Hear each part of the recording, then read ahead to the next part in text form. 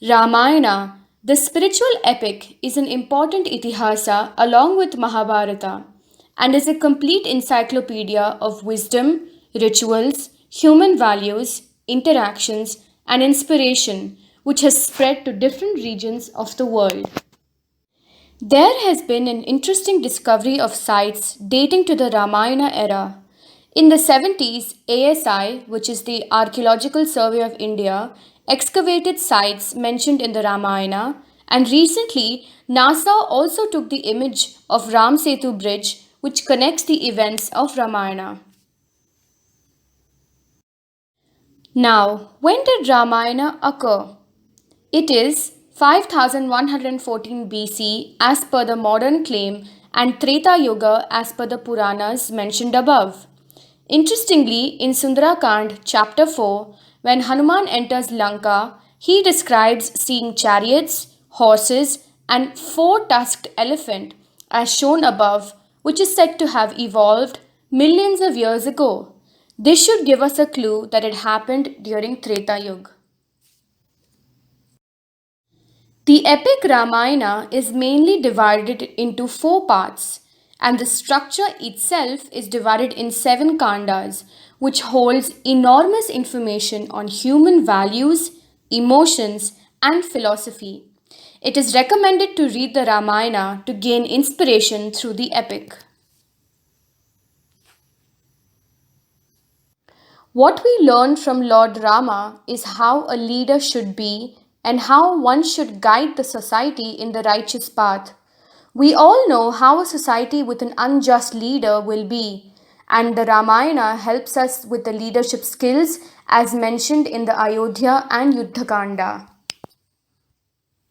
From Ramayana, we also learn how important it is for a leader to look after his territory and subjects. The following verse from Uttarakanda says, if the subjects perform bad deeds, the king is forced to accept one-sixth of the karma of the subject.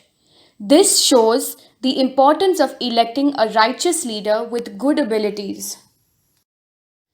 Ram and Ram Rajya are the symbols of good governance, progress, prosperity, and peace, the ideal form of governance.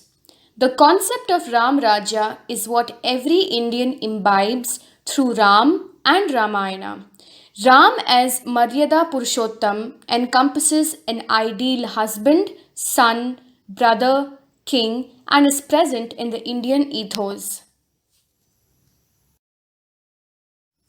There are verses in the Yuddha Kanda, chapters 111 and 117, as highlighted, which establish Sri Rama as an expansion of Lord Vishnu. Also, we find in chapter 18 that it establishes that anyone who becomes his devotee, he will give spiritual protection to them. Ramayana teaches us that Sita Devi is the ultimate pillar of strength and teaches us life management qualities of fierceness, focus, independence, courage, self respect, and mental strength. In Sundarakanda, the most interesting segment of Ramayana deals with the heroic adventures of Hanuman and also teaches us about the life management lessons such as courage, strength, devotion, and virtue.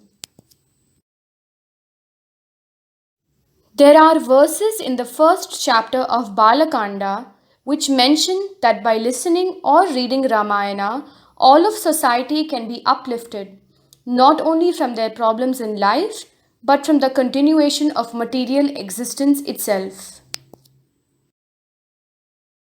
This last chapter in Uttarakanda describes the potency of reading this sacred literature and the benefits one attains by doing so. Even a word or a syllable heard of Ramayana is enough to attain the world of Brahman and is regarded and respected there by him. Every site, temple, route, and tradition still exists to date to prove the authenticity of the events of Ramayana.